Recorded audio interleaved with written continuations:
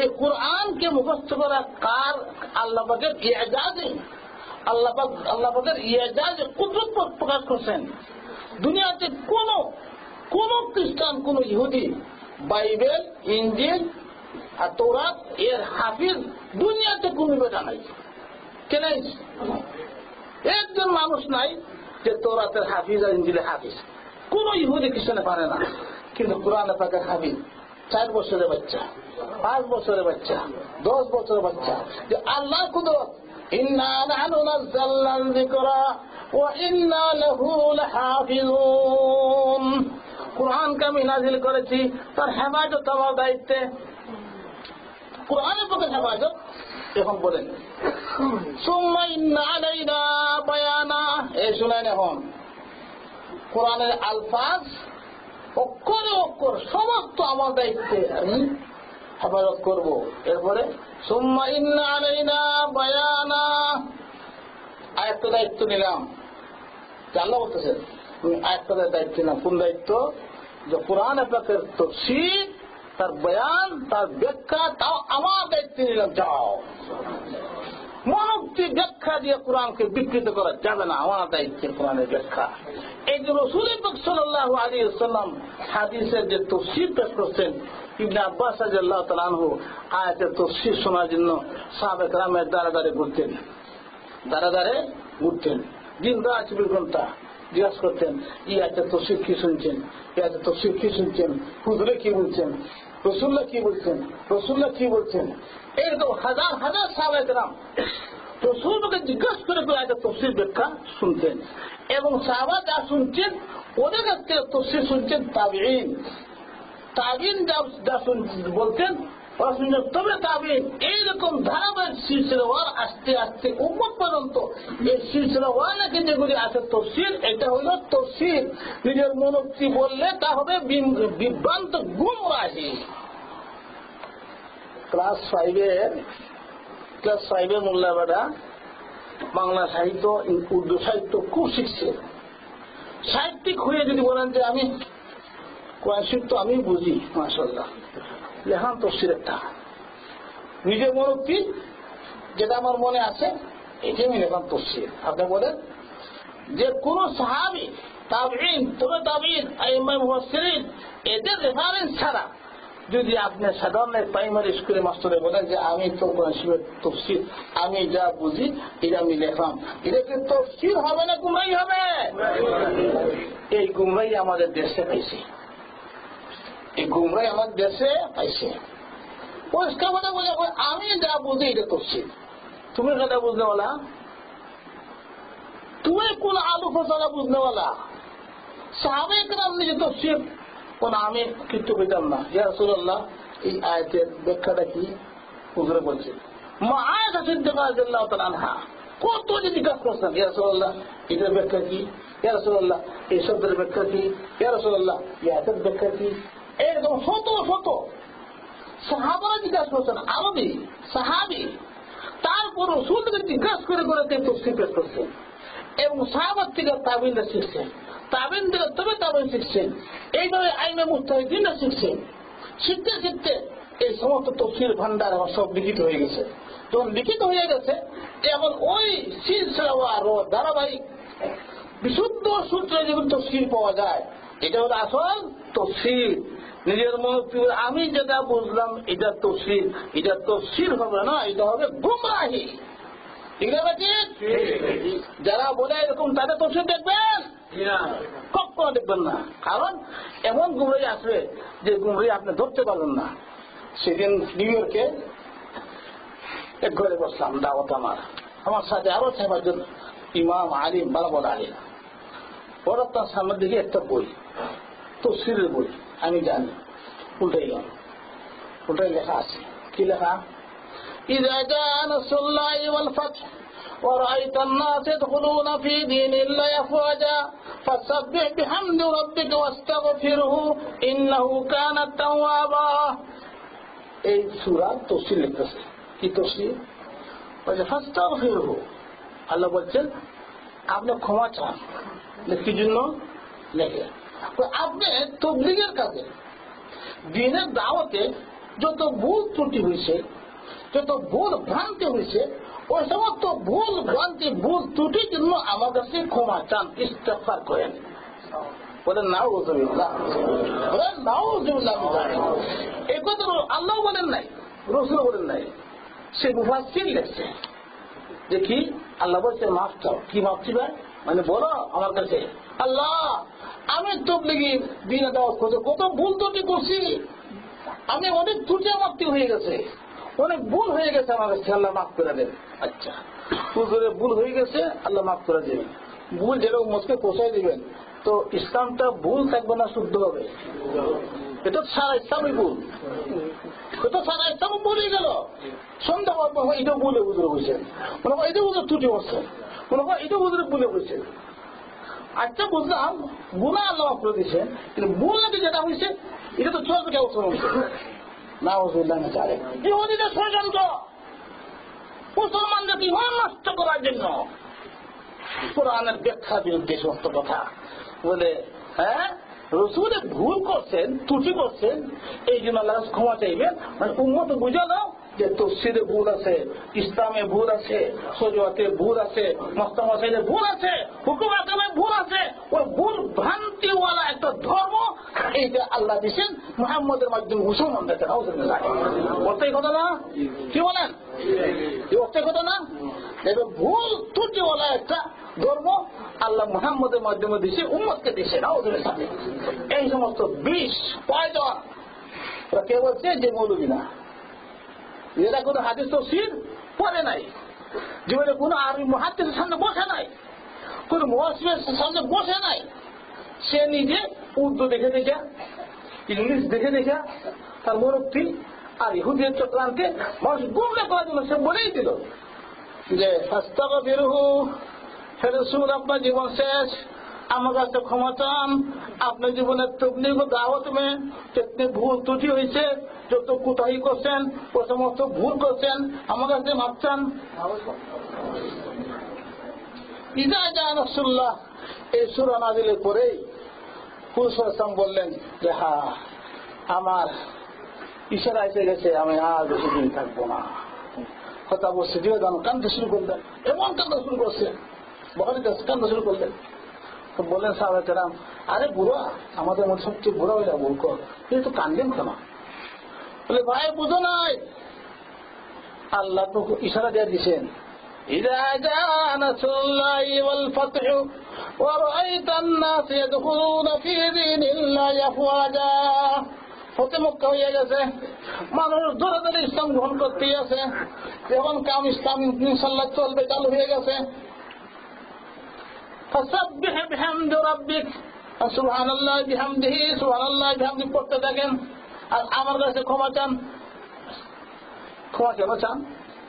হুজুরে বলেন আমি দৈনিক 100 বার ইস্তেগফার করি, ক্ষমা চাই। রাসূলের ক্ষমা চান কি গুনার জন্য? কি বলেন না কি জন্য? বলে নবী রাসূলুল্লাহ আল্লাহর কাছে যত বেশি বিনয় ইজিস প্রেস করে আল্লাহ তত খুশি হন। গুনাহ করার জন্য না, এমনি আল্লাহ খুশি হন। আল্লাহ খুশি হন, আল্লাহ আল্লাহ আল্লাহ মাফ কর।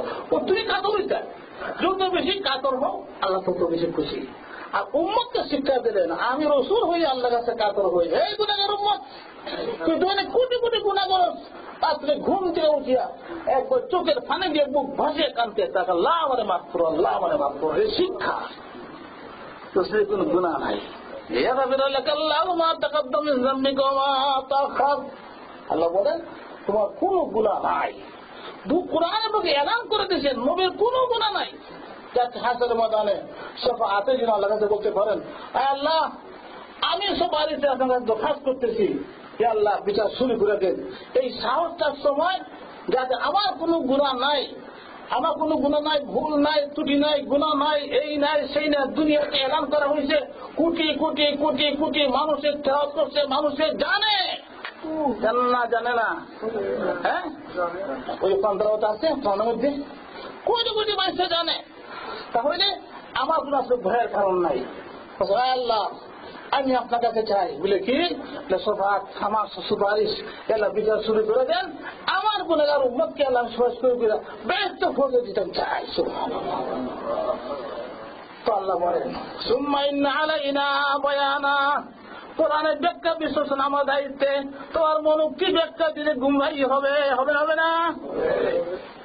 যে বেটা কিতাব লেখছে শুরুতে লেখছে তফসির আমি কিন্তু বুঝি না, আমি যা বুঝছি এই তফসির আমি লেখলাম নিজেই বল, আমি যা বুঝি এটা আমি লেখলাম, নিজে যা বুঝে লেখে লেখে তফসির, এটা আলিমি না। ওই সমস্ত গুমরাহের তফসির পড়বেন না, পড়বেন হাত তোলা থেকে পড়বেন না।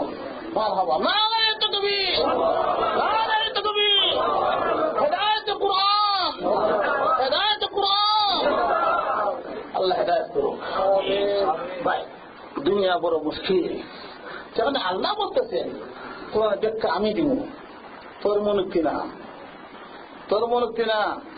কোরআনে কোন আয়াতে কি হতো আমি দিব, খবরদার তুই যুক্তি দিয়া মনুক্তি ব্যাখ্যার গুণা করিস না। সুম্মা ইন্না আলাইনা বায়ানা ثم إن علينا أن تقرأوا فكان رسول الله صلى الله عليه وسلم بعد ذلك إذا أتاه جبرائيل استمع يقتضي الفرق بس হুজুর সাল্লাল্লাহু আলাইহি ওয়াসাল্লাম যখন কোনো এক কাজে হইত ইস্তেমা বস চুপ শুনতেছেন।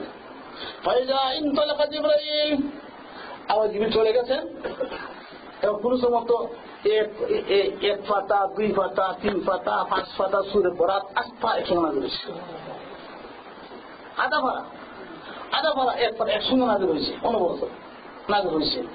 যত নাজিল হোক হুজুরা বলেন فإذا انطلق جبريل قرأه النبي صلى الله عليه وسلم كما قرأه জিবরিল আলাইহিস সালাম যেভাবে পড়িয়া আমাকে শোনাইছিলেন হুবহু আমি সমস্ত আমার সাহাবা কেরামকে আমি শোনাই দিলাম।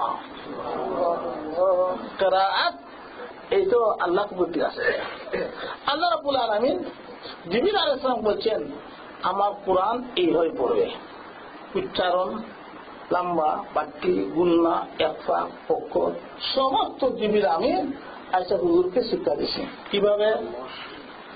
এমন শিক্ষা দিছে নাই মাহে রমজান আসলেই ব্যাস আসলে ওই এই হাদিস জিবরিল ইসলাম হুজুর আপনারা আমার কোরআন শিক্ষা দৌড়া এই করে হয়।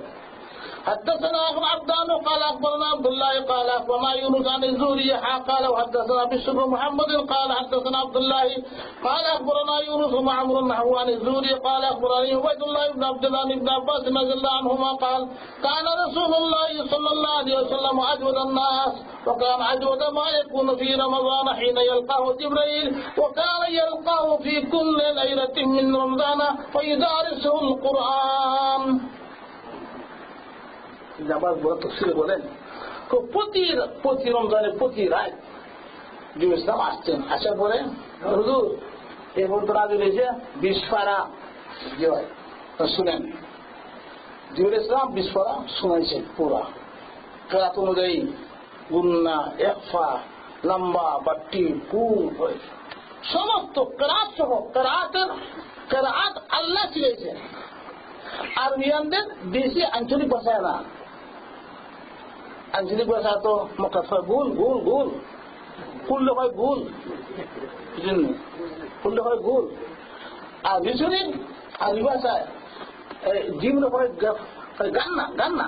আমি গেছি পুরা চিংড়ি কুমড়ার তো আপ করি আল্লাহুম্মা ইন্না নাসালুকাল গান্না নাজ্জিনি মিনান নার, নাসালুকাল গান্না নাজ্জিনি মিনান নার।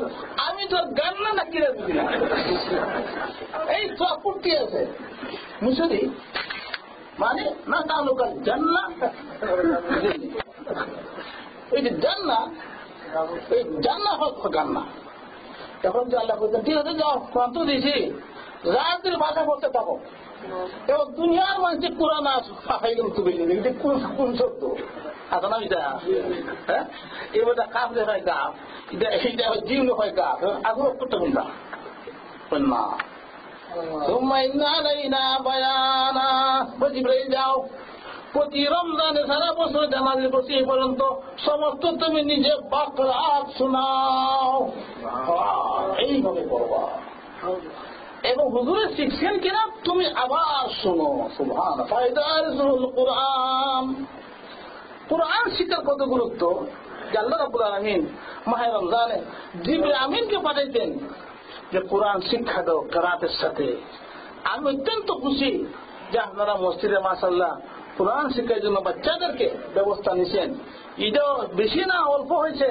প্রত্যেক মুসলমান নারী পুরুষ সন্তান সবের জন্য কোরআন তারতিলের সাথে কোরআন শিক্ষা করা ফরজ। ওয়ারাত্তিলিল কুরআন তারতিলা, আল্লাহর ওয়াদা। দেখো কোরআনকে বিশুদ্ধ করা এগুলো ফরজ। যদি যে ভুল করো তোমার নামাজ হইব না, নামাজ হইল না কবিতা গুণা রয়ে গেল, কোন দায়ের কোন উপায় তোমার কফর আদায় করবো না, তাদের কুটটা খাইবে আসলা কবরে। বুঝছেন? আলহামদুলিল্লাহ রাব্বিল আলামিন আর রহমানির রহিম মালিক ইয়াউমিদ্দিন ইয়্যাকা না'বুদু ওয়া ইয়্যাকা নাস্তাঈন। শুদ্ধ বললেন না, ভুল বলছে। কোরআন তেলাওয়াতে ভুল হইলে নামাজ ফাঁসিদ হয়ে যায়। তখন নামাজ ফাঁসিদ হয়ে গেল, আমি তো কথা করছি না, ভুল বলছে সারা জীবন। এই কোরআন ভুল হওয়ার কারণে আমার হাজার হাজার লক্ষাধিক নামাজ বিনষ্ট হয়ে গেছে, ফাঁসিদ সব ফরজ বাকি রয়েছে। কোরআন শিখছিও না, বাচ্চারাও শিখাইছে না। বাচ্চাদের গুলো আমার গাড়ে, আমার গুলো আমার গাড়ে, যে খালি কবরে মরলাম ফিরিস্তা করলো আমি হাজির। তুমি বেতনি দুনিয়া সব শিখছিলে, আল্লাহ কালাম শিখছস না, তোর উপরে 1 লক্ষ নামাজের পরে ডাকবে কি জবাব দিবেন? কিনা বেটি আচ্ছা ঠিক না বেটি? আল্লাহ ওরা দিয়েছেন ওয়ারাত্তিলিল কুরআন তারতিলা, তারতিলের সাথে বা কায়দা তাজবিদের সাথে তারতিলের সাথে কোরআন শিক্ষা করা ফরজ। কেন? খুদ আল্লাহ রাব্বুল আলামিন কোরআনের পাকে বিশুদ্ধ করার জন্য মাহে রমজানে যাওয়া যাবে এরপরে 1 মাস তোমার ডিউটি। আল্লাহ কি দেয় আমার কাম? বলে আমার রাসূলের সাথে কোরআন তেলাওয়াতের চর্চা বা কেরাত তুমি পড়ে শোনাও প্রতি রাত। وكان يلقاه في كل ليلة من رمضان। আমি বলছি না বুখারীর কথা, প্রতি রাত জিবরিল আমিন আয়েশা যা নাযিল হয়েছে সমস্ত করে শোনাইছেন। আর এরপরে হুজুর নিজেও শোনাইছেন। কি শোনাইছেন? যে এইভাবে কোরআন পড়তে হবে, আঞ্চলিক ভাষা নিয়ে কাফরে গাপ, হ্যাঁ। আর দুবাই গেলে আরেকটা যে বুঝলেন হয়ে যাচ্ছে না, এই যে দুজাজ, এটা জিমরে হয়, এই জিমরে হয় গাফ, এরপরে আরো হয় গাফ। এটা হয় জিমরে গাফ, এটা হয় কাফরে গাফ। কত রকমের চিকিৎসা, এই সমস্ত আঞ্চলিক আরবি চিকিৎসা ভাষায় যে আল্লাহ বলতেন রাত বেলা ভালো হতে থাকো। আমি কোরআন তো দিলাম, ওই রাত বেলা ভালো হতে থাকো। আর নহন যখন কোরআন কিছু বইব না, 100 কিছু বইব, 100 কিছু বইব। আরবিয়ানদের এক জাত, জানি আমার লন্ডনের এক জাত, লন্ডনে সব অক্ষর হাত তুলে তুলে অক্ষর একটা হলো নাই। ইংরেজি ভাষার একটা অক্ষর হল কমে নাই,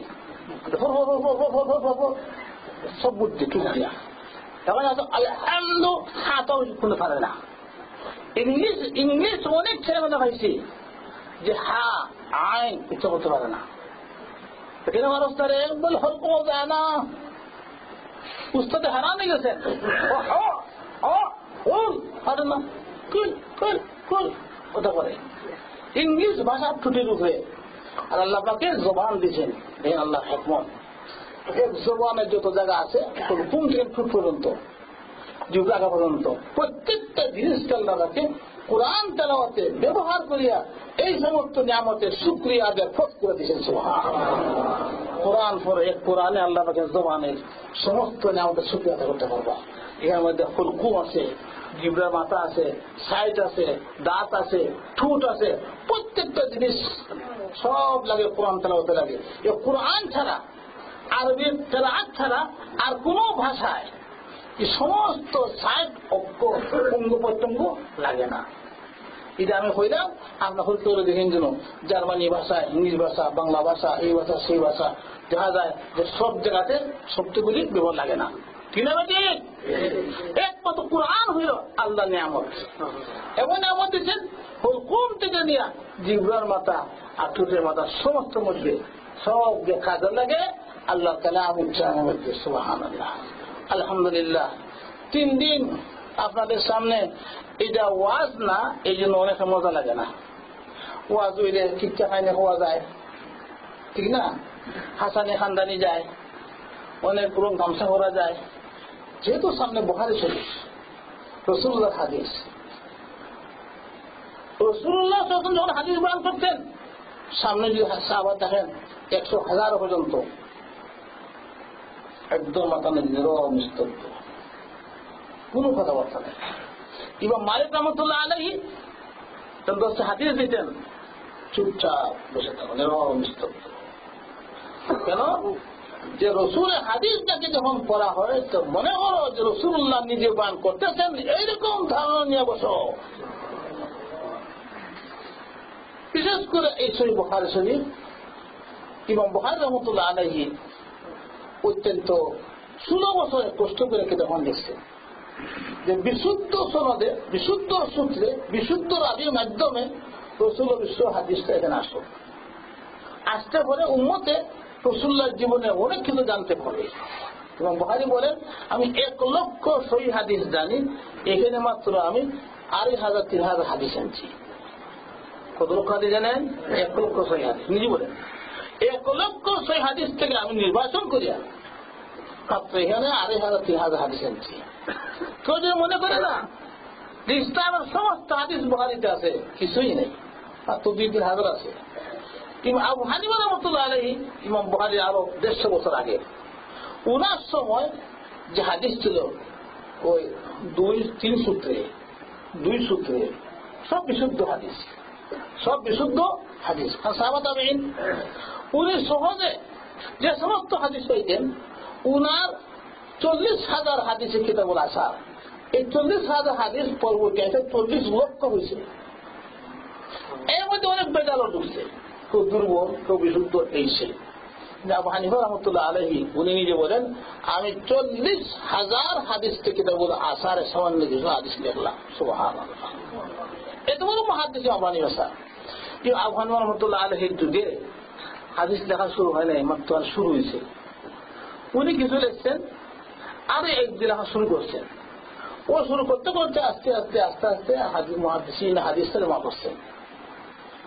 এই হাদিস ইমাম বুখারী রাহমাতুল্লাহ আলাইহি অত্যন্ত সতর্কতার সঙ্গে হাদিসের কিতাব লিখছেন। রাসূল পাক সাল্লাল্লাহু আলাইহি ওয়াসাল্লাম এই হাদিসকে পছন্দ করে, এই কিতাবে পছন্দ করছেন। কেন? যে আমার ইমাম আপনার মুহাম্মদ বিন ইসমাঈল বুখারী অনেক কষ্ট করে একেবারে বিশুদ্ধ থেকে বিশুদ্ধ বাঁচতে বাঁচতে বাঁচতে বাঁচতে বাঁচতে বাঁচতে কিতাবটা আনছে, বড় মানুষ আমার কাছে বুঝতে পছন্দ করছে। ওফাতের সময় এক বুজুর্গে দেখেন রাসূল পাক সাল্লাল্লাহু আলাইহি ওয়াসাল্লাম সাথে আবু বকর সিদ্দিক রাদিয়াল্লাহু আনহু আর উমর ইবনে খাত্তাব রাদিয়াল্লাহু আনহু আর সাহাবা کرام এক জামাত দিয়ে ওখানে আছে। তো জিজ্ঞাসা করি, ইয়া রাসূলুল্লাহ মাতা তান্তাজিরু, আমরা কার অপেক্ষা করেন? বলে, আনতাজিরু মুহাম্মদ ইবনে ইসমাঈল আল বুখারী, আমি মুহাম্মদ ইবনে ইসমাঈল বুখারী অপেক্ষা করে আসছি। আর ঠিক এই মুহূর্তে তার সাকরাত হয়েছে, আর সাথে সাথে ইন্তেকাল হয়েছে, আর হুজুর সাল্লাল্লাহু আলাইহি ওয়াসাল্লাম বুখারীর রূহ মুবারককে ইস্তেকবাল জানাইছে। এত বড় শান কি জন্য? ও বিশুদ্ধ হাদিস আনার জন্য। এই বিশুদ্ধ হাদিসের সাথে সাথে ইমাম বুখারী নিজের কিছু মত পেশ করছে। উনি যা বুঝেন, উনি কিন্তু এত বড় ইমাম বড় মুজতাহিদ না। এটা মুজতাহিদ বুঝছেন নি, জানি মুজতাহিদ। উনি নিজস্ব মত পেশ করছেন, নিজস্ব মত যা পেশ করছেন বুখারীতে, এর মধ্যে অনেক দ্বিমত আছে। এটা আমরা মানি না, এটা ওনাপদ, এটা বুঝ মানি না, এটা বুঝ মানি না। এটা হলো ফাকাহাত, এটা হলো ফাকাহাত। ফাকাহাত এক জিনিস, আর আলফাজ হাদিসকে বিশুদ্ধ বর্ণনা আরেক জিনিস। চিন্তা ঠিক? হ্যাঁ, কবি নজরুলের যে গান, এটা বাংলা ভাষায়, বাংলা ভাষায় না, তার থেকে সরাসরি বিষয়বস্তু যারা বুঝছে এরা ঠিকই বুঝছে। আর যারা নাকি সরাসরি নজরুল থেকে শুনে নাই, এরপরে প্রফেসরের কাছে গেছে, প্রফেসর এখন এই মন্তব্য হইতে পারে, এই মন্তব্য হইতে পারে, এই মন্তব্য হইতে পারে, নানান ধরনের মন্তব্য। আর যেমন তার হাতে যা তা হাসে, আমি কি বলছিলাম, ওরা কি বলে। কেন? বাংলা ভাষায় লেখা নজরুলের গান, সে নিজে কি তো কি মন্তব্য লিখছে, তার কাছ থেকে যদি আপনি না শুনেন আমি যে মুক্তি বান করো হয়তো ভুল হয়েছে, আমি ডিমের জন্য বলি নাই। তাহলে রাসূল পাক সাল্লাল্লাহু আলাইহি ওয়াসাল্লামের হাদিস এর মতলব মুহাদ্দিসরা বুঝে। তুমি বাঙালি বেটা, আরবি ওয়ালা, উর্দু ওয়ালা, বই দিকে উর্দু বাংলা দিকে দিকে তুই কিতাব বলবে হাদিস সিনেমাটিক সিনেমাটিক তুই কিতাব বলবো। হ্যাঁ, যা উস্তাদ আছে, উস্তাদ বা উস্তাদ হাদিসের অর্থ কি, হাদিসের অর্থ কি, হাদিসের অর্থ কি, হাদিসে অনেক কিছু আছে। কিন্তু আবু হানিফা রহমতুল্লাহ আলাইহি, শাফি রহমতুল্লাহ আলাইহি, মালিক রহমতুল্লাহ আলাইহি, আহমদ হাম্বল রহমতুল্লাহ আলাইহি, তারা মুস্তাহিদ মুহাদ্দিস ছিলেন। তারা মুস্তাহিদ মুহাদ্দিস হইয়া যে বুঝা বুঝছেন ওইটাকে ফলো করো, দিন সহি সালিম থাকবে। আর নিজে বোঝার চেষ্টা করলে উল্টা পাল্টা করতে করতে গুমরা হয়েছিল। আজকেও তাম বিশ্বের সবচেয়ে বড় ফিতনা এটাই, আমরা নিজে হাদিস বুঝবো, হাদিস আমরা নিজে বুঝবো, কোরআন আমরা নিজে বুঝবো। তো কোরআন বুঝে লাভ কি হয়েছে, মাঝে মধ্যে আছে যে সেই সময় ফরসান আহ্বান তো হওয়ান যায়, ফরসান আহ্বান তো হওয়ান যায়, এটা তফসিল হয়। ঘুম দিয়ে উঠতে দেখো ফরস হয়ে গেছে, তোরা কুछ ছিলে তো বই নেই হওয়া কত দিছে যে 16 তারিখের পরেও শুরু হইলে পরেও কুछ খা পেলে ইস্তেহার তা মনে হলো না যে পুরো কষ্ট হয়েছে, না কষ্ট হইল যা করে খাই যাও। তাম উলামা কেরাম, তাম তাবঈন মুহাদ্দিসিন, সমস্ত সাহাবায়ে একমত। এমনকি সাহাবায়ে কেরাম ওই সুতা রাখতা, কালা সুতা আর সাদা সুতা কোনটা দেখা যায়, দেখা গেলে ফটো শুনে দিচ্ছে পুরো করে না এটা না কালা সাদা তুলে না মিনাল ফাজরে। আরে ফজরের মধ্যে একটু একটু মানে অবস্থাটা আসলেই আফসা আফসারে সামান্য সাথে কি মনে করো ফজরের সুরে শুরু হয়ে গেছে।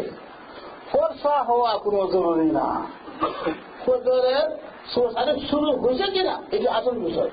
শুরু হইলে গেলে আর খাওয়া কি যায় না যায় না, ফরসা না হইলেও আচ্ছা থোড়া কুछ খা পিলে তোষের ভিতরে হলে দিতে তোষে না গুমরাই, তোষে না গুমরাই। কেন কোন সাহাবী কোন মুস্তাহিদ এই কথা বলেন নাই। এই জন্য বলেন উস্তাদ ছাড়া ইলম কোনদিন হাসিল করা যায় না। মুহাদ্দিসিন বিল উস্তাদ, আমি বলছি না আমার উস্তাদ আছে, উস্তাদের উস্তাদ, উস্তাদের উস্তাদ, উস্তাদের উস্তাদ, ভাই হল উস্তাদ, ভাই আবার বাড়তো সমস্ত সমুদ্রের সাথে পালন করতেছে এবং যাতে ইলমটা বিশুদ্ধ হয়। আর ইস্তাদ মিনাদ দ্বীন, সোনার সূত্র দ্বীনের অংশ। এই জন্য বলছি যে যাদের নাকি ইলমের কোন সনদ নাই, বেসনদ মানুষের শুধু ভাষাবিদ হইয়া আরবি ভাষা করে যদি খালি ইলম যেত সে তো আরবি সবই বড় বড় আলিমে যেত, এটা তো আরবি ভাষায় পড়ে দেখা যায় কিচ্ছু বুঝো না, তো আলিমের কাছে যায় এক গাল শেখ এক গাল শেখ কিছু বুঝে না, এটা আরবি বুঝে, আরবি বুঝে কিন্তু কিছু বুঝে না, কোরআন বুঝে না, হাদিস বুঝে না, তুই জিজ্ঞাসা করে হে বলে যদি আবার নিজে না বুঝে এখন জিজ্ঞাসা করে বড় আলিমকে সেই বক্তব্য করবো, নিজে বুঝতে গেলে আবার ভুল করে দিব। এই জন্য বলছেন যে ইসনাদ সূত্র মাধ্যমে সনদ ছাড়া ইলম ওয়ালা মানুষের কাছে যাইও না, তোমরা যাইবা। আল্লাহ কাছে শুকরিয়া আদায় করেন যে বাংলাদেশ থেকে আইসে আপনারা কাছে সামনে বুখারী শরীফের বরকত দর্শে বুখারীর সামান্য কিছু হালত পেশ করলাম। বাংলাদেশ থেকে আইসা, বাংলাদেশ থেকে আমার আসছি কত হাজার মাইল দূরে, চিন্তা করেন কত হাজার মাইল দূর থেকে আসছি। আল্লাহ মুজি আপনাদের এই ধন্যবাদ যে আপনারা যে 3 দিন পর্যন্ত নীরব বুঝে বুঝে শুনতে আছেন। মানুষে কিচ্ছা খায়নি বলা হয়, বর্ণা বলে বানা হয়। আমার কিন্তু আশা দর্শে হাদিসের মজা যদি পেয়ে থাকেন, মানে হুজুর হাদিসের কথা শুনতে যে মজা লাগে সুবহানাল্লাহ, এইগুলি হাদিস, এইগুলি ওলামায়ে পড়েন, এইগুলি মুহাদ্দিসিনরা পড়েন, আল্লাহ আমরা তো কিছুই জানতাম না। তখন কিছু অনুমান হয়েছে না, কিছু অনুমান হয় নাই, যেটা সামান্য হয়েছি এর থেকে 1000 গুণ বেশি হাদিসের সময় বুঝতে হয়, 1000 গুণ বেশি। যে যত বেশি তত বড় মুহাদ্দিস হয়। আমরা কি আনোয়ার শাহ কাশ্মীরি, হোসেন আহমদ মদনী, রশিদ আহমদ গুনগুহি, ওরা ছিলেন মুহাদ্দিস, ফকি, মুহাদ্দিস, মুফতি। ওরা জানতেন হাদিসে কি আছে না আছে, কোন হাদিসে কি মতলব, কোন হাদিসে কি মতলব। আপনি আমি উর্দু দেখে বাংলা দেখে আপনি কিছু বুঝতে পারি হাদিস আসবে, হাদিস में है, হাদিস में है, হাদিস আছে, হাদিস में আছে, উর্দু মাঝে কি আছে, বাংলা অনুবাদ কি বুঝবা, বাংলা অনুবাদে তুমি কি বুঝবা হাদিসে কি আছে। এই হাদিসের মর্মটা কি? এটা কি রহিত হয়ে গেছে, মনসুখ হয়ে গেছে, না মনসুখ হয় নাই, বা এই মতলব না এই মতলব না, এটা সাময়িক ছিল স্থায়ীভাবে না, কি কি সমস্ত বিষয় মুহাদ্দিস যারা সমস্ত হাদিস জানেন তারা ব্যাখ্যা দিবেন, এবং আইমা মুজতাহিদিন তারা ব্যাখ্যা দিবেন। এই জন্য বলছেন চার ইমাম মুজতাহিদিনের এই সমস্ত মযহাবকে ফলো করিয়া নিজের ইমান বাঁচাও, জান বাঁচাও, নিজের দায়িত্বে গুমরাহি নিও না।